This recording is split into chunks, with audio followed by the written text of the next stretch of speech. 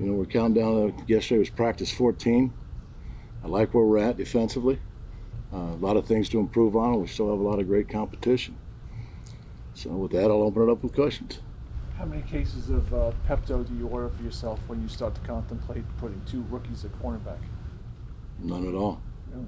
I mean, you're going to play the best guys, and I mean, that's just, like I said, there's still a lot of competition going on out there. But it just so happens they're both, playing really well right now, and they deserve the reps with the ones, and that's what this league's all about. That's what our organization and Dave's and Joe's all about, and we're excited to see their growth. Every day's a new day for them, as far as there's something else they find out. There's a different kind of shift. There's a different kind of movement.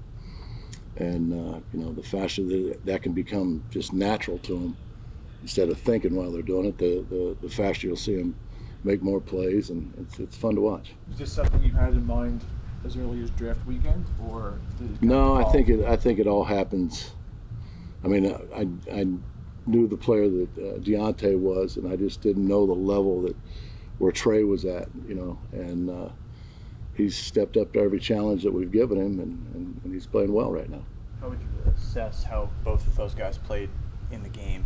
You got them a lot of work. Right. So how do you think? I think that when the lights came on in a real game, they both played very well, very well, and that was fun to watch. And I think that the practices on Tuesday and Wednesday help them with their confidence going into the game.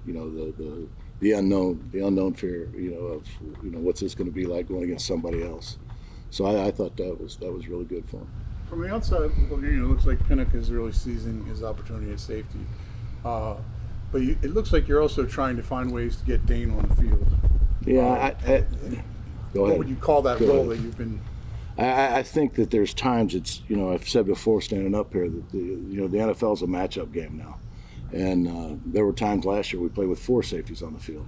So depending on the opponent, depending on the health of everyone and everything else, there's great competition there at safety too, because I think Bobby McCain's showing up, and he showed up in the game as well. A veteran that knows what he's doing, and so there's those 4, and then you saw the progression of Gio and AC, there in the second half. I thought they both played really well. So it's great competition in that room. We've seen Jordan Riley get a lot of reps just because of injuries on the D-line. What have you seen from him, and how's he embracing that? I don't classify it just because the injuries on the D-line. I think that he was going to get those kind of reps anyway, going into the game. He's, Dre and B. Cox have done a great job with him, and he's progressed every day. As long as he keeps with that progression, it's something like I told DJ yesterday in front of the whole defense.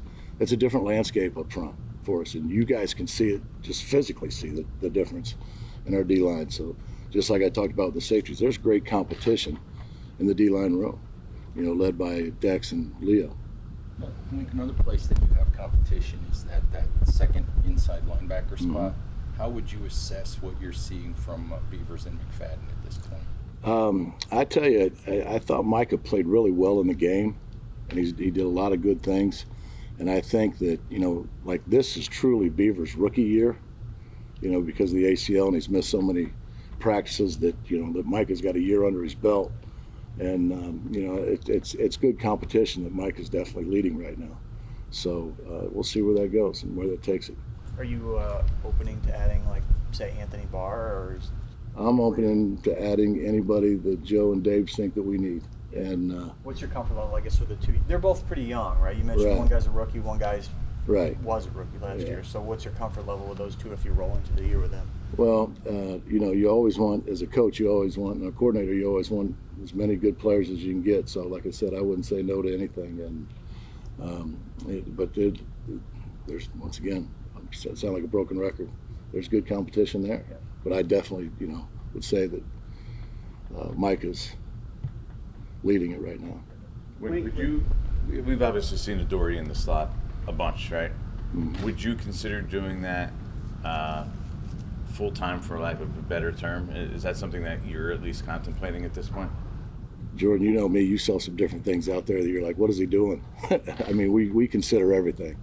And, with the matchups that you would have, that give you great versatility, and you know, we'll see where that goes. How's he doing at it?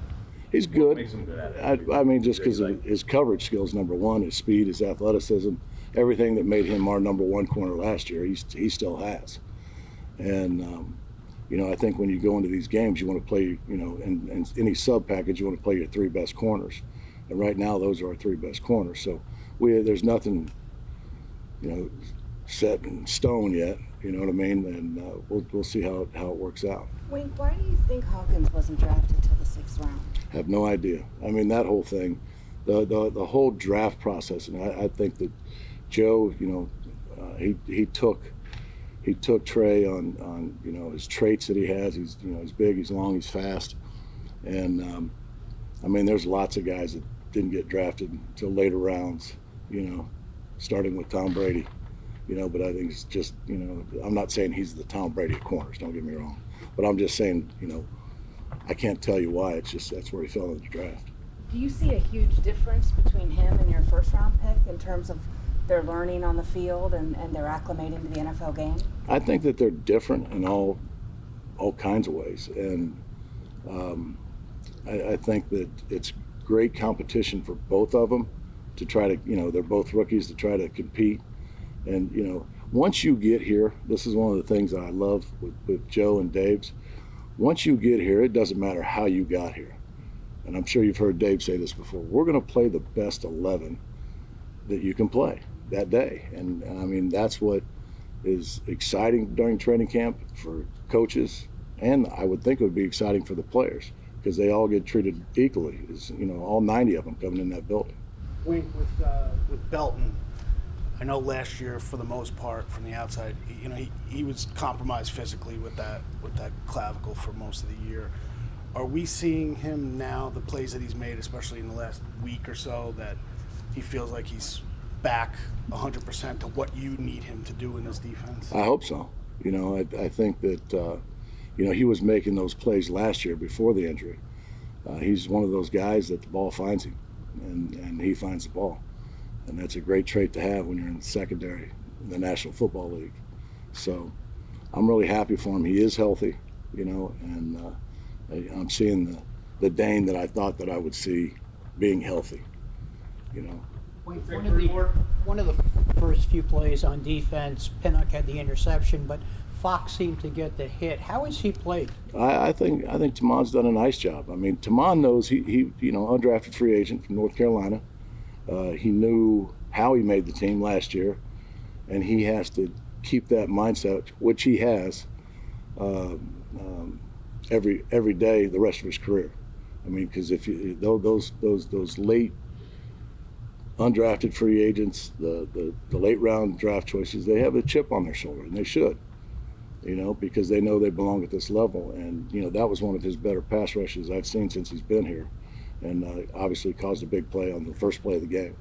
With Riley in that defensive line room, when you look around and you see Dex and Leo and Nacho and Ashawn, some guys who come in as a 7th round pick might shrink from that a little bit and say, all right, maybe it's not my turn to kind of step up. He seems to have done the opposite. He actually said yesterday he's pretty comfortable in asking those guys. Do you see that? What about him as a person or as a player that allows him to do that? If you looked at Jordan, that might be one of the first times they talked about Jordan Riley and shrink. He's a large man and he's very confident. Now he's green and he's got a great room. Dex and Leo, Ashawn and Nacho, players know players, and they know he can help us, and they're helping him every day. And they help everybody in the room, but I see them always talking to him on the field, and I think that that's just fantastic, because when you think about it, it's like you training another reporter to take your job. You know what I mean? Yeah. And I think that's what's great about that room, is that they're, you know, they know what we need to win, and I'm excited for the kid. What do you think? What do you think of Kavon's camp, and particularly just how he did in the joint practices in Detroit? Well, you know, I thought that in Detroit, you know, on Tuesday and Wednesday, I think he caused 2 fumbles and recovered 2 fumbles.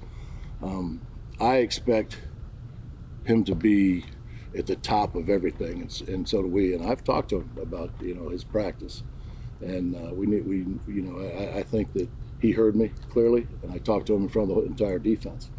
So Kavon's going to be fine, first of all. And like I said, he caused 2 fumbles and he recovered 2 fumbles. Like we had in the 2 days, we had 8 takeaways against what were they? They were a top 5 offense last year, which gave us confidence ourselves in the way we competed there. What do you mean? Talk to him about his practice in front of the defense. Just you didn't think he was practicing intensely enough? I do. No, I do keep it real with everybody on where they're at and why they're there, and because the last thing I want as a coach is for a player to drive in this parking lot and not know where they stand, especially this time of year.